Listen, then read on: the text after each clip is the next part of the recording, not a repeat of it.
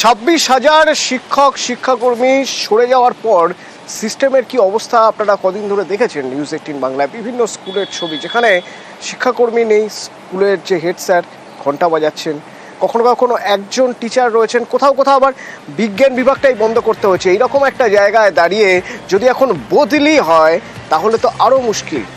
শিক্ষকদের বদলি স্থগিত করে দেওয়া হলো, অর্থাৎ সারপ্লাস ট্রান্সফার যে নীতি ছিল সেই নীতি আপাতত প্রত্যাহার করা হলো। সোমরাজ রয়েছে আমার সঙ্গে। সোমরাজ, এর পিছনে কারণ কি দেখানো হচ্ছে?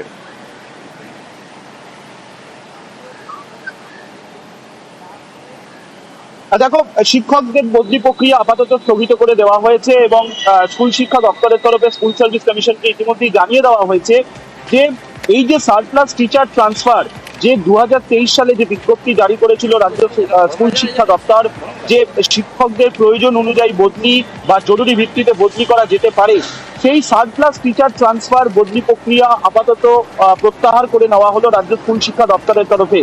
রাজ্য জুড়ে প্রায় 26,000 শিক্ষক ও শিক্ষাকর্মীর চাকরি বাতিল, এর জেরেই কিন্তু আপাতত এই সারপ্লাস টিচার ট্রান্সফারের বদলি প্রক্রিয়া আপাতত স্থগিত করে দেওয়া হলো।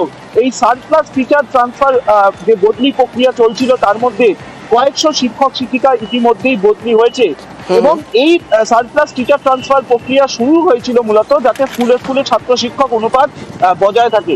কিন্তু তারপরে এই যে রাজ্য জুড়ে প্রায় 26,000 শিক্ষক ও শিক্ষাকর্মীর চাকরি বাতিল হয়েছে, এর দরুন একাধিক স্কুলে শিক্ষক শিক্ষিকার সংখ্যা কমে গিয়েছে। তাই গোটা পরিস্থিতিকে একটা সামঞ্জস্য রাখতেই কিন্তু এই সারপ্লাস টিচার ট্রান্সফার প্রক্রিয়া আপাতত স্থগিত করে দিল রাজ্য। ধন্যবাদ সোমরাজ।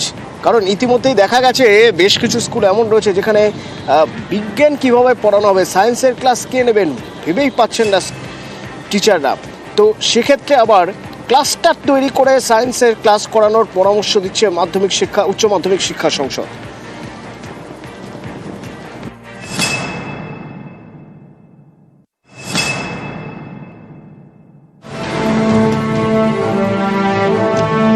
এসএসসি নিয়োগে সুপ্রিম কোর্টের রায়, প্রায় 26,000 চাকরি বাতিল এক ধাক্কায়। রাজ্য জুড়ে কয়েক হাজার স্কুলে শিক্ষক সংকট, উচ্চ মাধ্যমিকের বিজ্ঞান বিভাগের ক্লাস নিয়ে তৈরি হয়েছে বেজায় সমস্যা। বিজ্ঞানের বহু শিক্ষক চাকরি খুইয়েছেন। রাজ্যে 11-12 মোট পড়ুয়ার মধ্যে 14% বিজ্ঞান বিভাগের।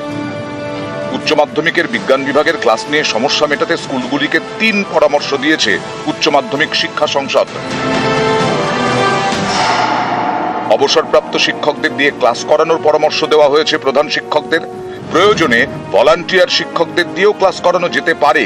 এছাড়া ক্লাস্টার তৈরি করে বিজ্ঞান বিভাগের পড়ুয়াদের ক্লাস করানোর পরামর্শ দিয়েছে সংসদ। 3 থেকে 4টি স্কুল মিলিয়ে ক্লাস্টার তৈরি করতে হবে। এই সব স্কুলের বিজ্ঞান বিভাগের পড়ুয়াদের একসঙ্গে পড়ানো হবে। ক্লাস নেবেন ক্লাস্টারে থাকা স্কুলের শিক্ষকরা। কোনোভাবে যেন বিজ্ঞান বিভাগের লেখাপড়া বন্ধ না হয়, এ বিষয়ে উচ্চ মাধ্যমিক শিক্ষা সংসদের সভাপতি চিরঞ্জীব ভট্টাচার্য জানান, রাজ্যের শিক্ষানীতিতে ক্লাস্টার করে ক্লাস নেওয়ার কথা বলা রয়েছে। বিজ্ঞান বিভাগের ক্লাস নেওয়ার জন্য স্কুলগুলিকে সেটাই বলা হয়েছে। শীর্ষ আদালতের রায়ে শিক্ষকদের চাকরি গেছে, শিক্ষাকর্মীরাও চাকরি হারিয়েছেন। অনেক স্কুলে ঘন্টা বাজানোর লোক নেই। এমনই অবস্থা আসানসোলের দোমোহিনী কেলেজোড়া হাই স্কুলের। এখানকার 4 শিক্ষক এবং 1 শিক্ষাকর্মীর চাকরি গেছে। প্রধান শিক্ষককেই এখন স্কুলের ঘন্টা বাজাতে হচ্ছে। গ্রুপ ডি চলে গেছে আমার 2016 কেসে।